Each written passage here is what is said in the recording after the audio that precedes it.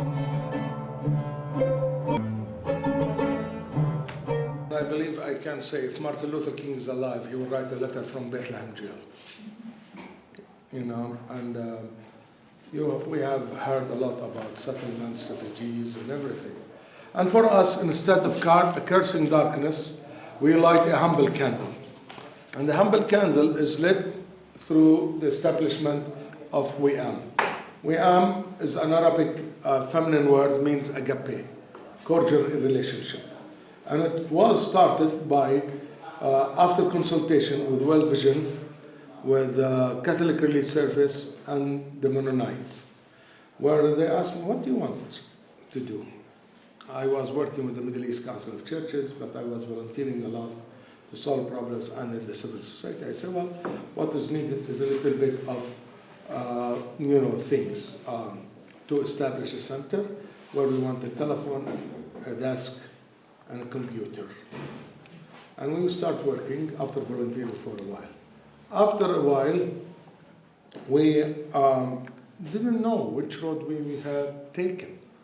This road was very less traveled and very busy. And we started with Ministry of Reconciliation, where we resolve conflict through nonviolent way. And you can name it, conflicts. And the whole situation is deteriorating since then, up till this moment. And as T.S. Eliot says, I measure my time by coffee spoons. We are measuring our time by coffee cups. The more conflicts we resolve, the more coffee we drink. And it is a good season for conflict, never be a dull moment. We have been working with people. And when you work with people, you become like the ultrasound, because conflict is not a personal issue. We are a community-based society, and the family is a viable socioeconomic unit. So we work with the widest, group of people. Some conflicts at least 10 to hundreds.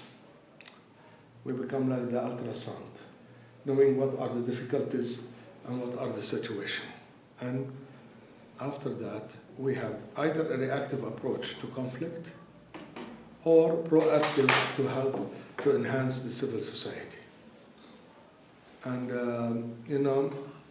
reactive to resolve conflict, and every year we have almost 300 cases with success between 85 to 90% success. And we have incidentals, conflict just like this. 2 cars hit each other, 2 kids were fighting, and it happened to be there. Or we were called to be on the spot, and we resolve it within 1 day, 2 days, after a week. We couldn't consider it as a problem.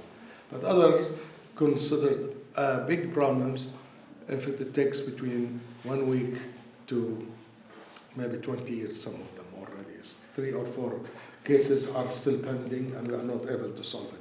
So we try to work with people who have conflicts. Well, the most important thing here is we are a shame-based society. And through talking to the elderly in the family, you are able to strike a deal between the 2 parties. But also there are guilt-based people who really feel guilty after a certain thing and come to you and say, I am sorry, could you help me solve this problem? I would like to apologize this, but we would like to find a mechanism to save the faces of both sides. I don't want him or her to think that I am weak and that's why I am coming to reconcile. I like to keep my dignity and move forward. So we say, yeah, why not? So, and also we talk about proactive and reactive. For example, we saw a lot of conflicts in the schools. We decided to have peer mediation sessions and training. We saw a lot of women's rights are not observed, like women's rights of inheritance. So we started a program and asked the help of lawyers for that. We saw a lot of conflict inside the home, violence. We have domestic violence awareness. And we network with other women organizations, other development organizations to be here working. And we really made a lot of good records, helping people, solving problems, and transforming the lives of people. So just around that, around Bethlehem? Anywhere.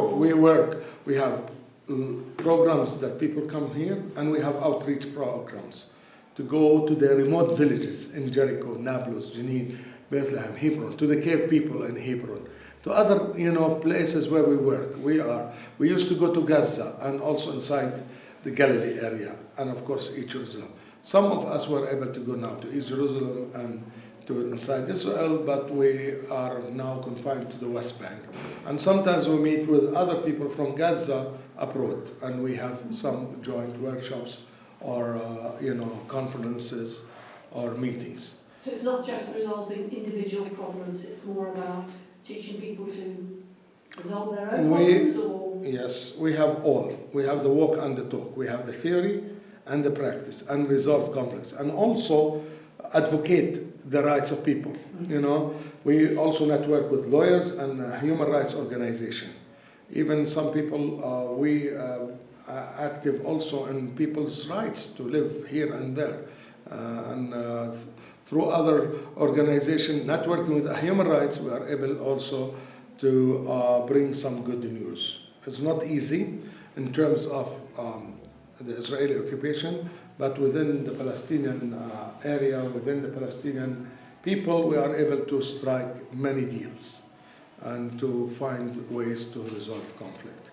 So we have also proactive approach. We have women program, and in our society, women are not only half of the society, but there is the other half. My wife and I have problems. When people like you ask me, how many children do you have? I will say 4, she will say 5. It is, although the percentage of women in universities is higher than men, 60 to 70% of women are students, but this quantitative leap hasn't resulted in qualitative leap. And this is very important to see that.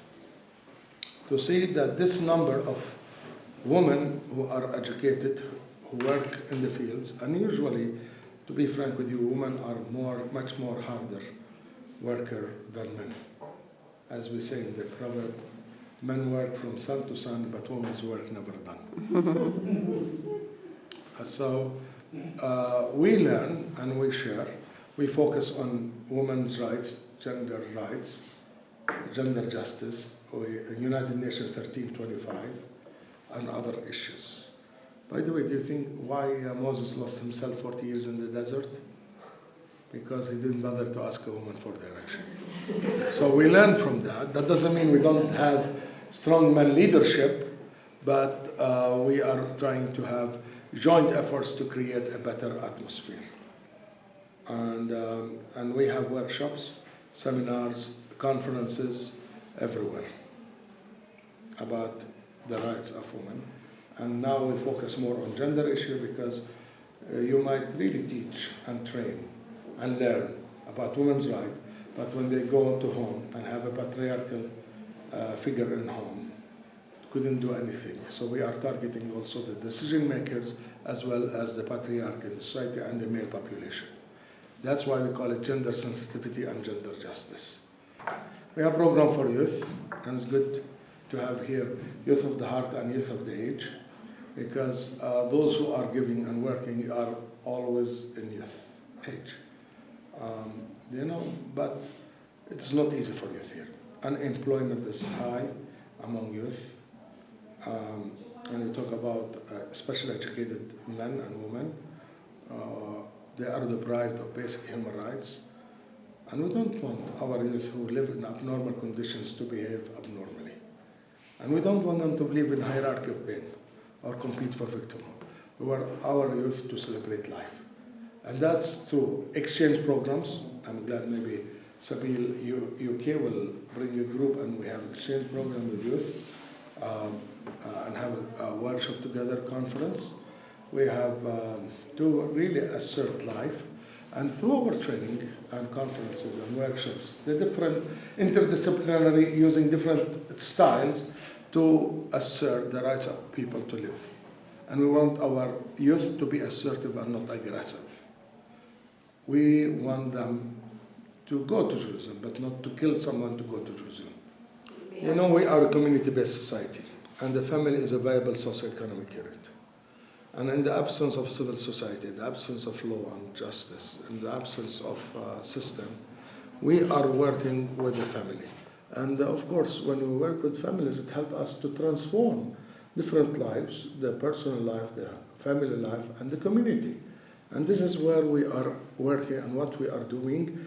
And the issue of, this is the woman empowerment as well as reconciliation and also satisfying the needs. So as a Christian, I believe in the personal salvation, but also I work for social justice, and I believe in the social gospel. And, you know, as Christ will say, whatever I do with the least of my brothers and sisters, they are doing it for me. So this is the principle. How, and also to be present. It is like the triangle. I love triangles, if you notice. Salt, light, and yeast. We should be the salt, you know, but not a lot of salt to corrupt the meal. The yeast, not the yeast of the Pharisees, but the yeast of transformation. We believe in transformation. There is no future in the Middle East without restorative justice and transformation. And light, of course, all of us need light. And we should be the light to help people go in this less traveled road, on the road of openness for dialogue among cultures, among civilizations, among religions. So this is where we are working. This is what we use with the youth. This is what we do with the women. And for the children, for example, and soon we'll have Christmas celebration for kids and also for the elderly, under the slogan that will not allow the Grinch to steal Christmas. Because, you know, people have a lot of trauma here and there, and families are traumatized. ISIS on one hand, Israel Zionism and expansion, and denying the rights of people, politics, economics in a bad shape. So we need to really help people to ventilate, to air out their frustration. This is what we do with the kids. Under trauma coping, we don't have post-traumatic stress disorder. It's an ongoing trauma, layer after layer. We work with the youth, with the kids in that sense, through telling stories, living together, in summer camp or other activities where they go to trips, or in summer they go to swim together, cook together, plant trees or flowers. So in another to create children out of fear. And we focus, not only for children, but youth, for women, for people. We want to cast fear. We need to live freely, to celebrate life. Yes, as a Christian, I believe in life after death, but I like to live my life before death. So that's why we have the holistic approach of dealing with people. So we are enhancing the civil society. We try to preach the good news and act on them, try to satisfy, according to Maslow pyramid, and the 4 families of rights, as you know, personal, the civil and political rights, social, economic rights, and our struggle to right self-determination and statehood, and right to live in environmental balanced area void of chemical weapons, nuclear weapons, or weapons of mass destruction. So in a way or another, we try to be a hive. I can summarize in order to open the floor for questions. WIAM is a message of hope at the time of hopelessness and helplessness. For us, hope is a form of nonviolent struggle. Hope and faith are 2 faces of the same value. I cannot live without hope. I cannot live without faith. Second one, WIAM, as you heard me, is enticing collective responsibility, because dwelling on victimhood is suicidal, blaming is toxic, pointing the finger, there are 3 fingers pointed at me, enhancing guilt will paralyze any kind of relationship of the future. And I am really thinking that collective responsibility will heal both societies, and especially as Palestinians, the underdog, the marginalized, the downtrodden, that will be uplifted. And I know through collective responsibility, people like you, I know many of you have for a long time, and now that collective responsibility brought you here. Your faith, your hope, your empowerment approach brought you here to not only to put yourself in our shoes. As the First Nation people proverb say, it's not enough to put yourself in the moccasins of others, but to walk a few miles with it. And you are walking with us. You have been walking for all of you in different ways. The third one, WIAM believe in multi-track diplomacy. We work with the grassroots, but we are trying bottom up and top down. And that's why we have citizen diplomacy program, where we really host people. And we have programs for people, delegations from A to Z, or sometimes speaking engagement, or sometimes meeting here and there, because we want the people to come and see and act.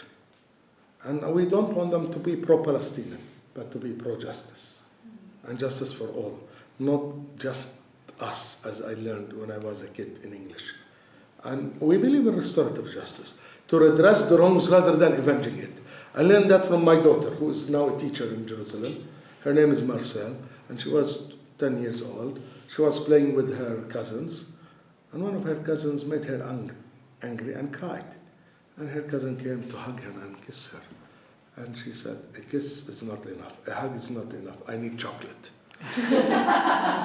So chocolate is part of restorative justice. We don't believe in cheap grace. We need restorative justice. We need to create a win-win, saving the face and power. So this is where we are. We try to work with people, and we are committed to nonviolence, because nonviolence not only a way to struggle against occupation or to build our state, but also a way of life.